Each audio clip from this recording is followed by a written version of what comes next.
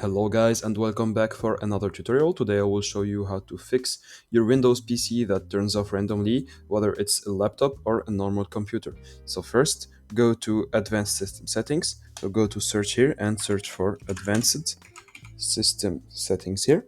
Click on it, and then here in the System Properties, you will find this Startup and Recovery option. So here click on Settings, and here you will have Automatically Restart. So you have to uncheck it, make sure it is unchecked, and then click on OK and OK again. Then you have to restart your computer. After you restarted your computer, you can disable the fast startup, and to do so, go to Control Panel, and after you open your Control Panel right here, search for Power Options, like that. Click on Power Options here, and then choose what the power button does.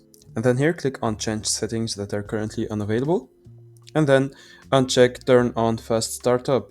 Okay, then click on Save Changes, and then restart this and restart your computer. Right now, for the last step, you can open the Device Manager. Open it like that. So here you will find all the devices on your computer.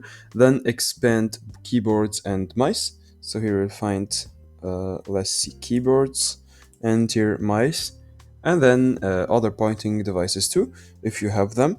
I don't have them in my case, so I'll just stick with keyboard and mice. And then right click the device and go to Properties.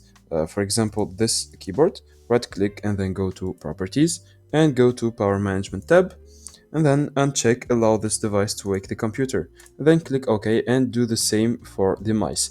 And that's it guys, I hope you enjoyed this tutorial. Don't forget to like and subscribe if it helped you.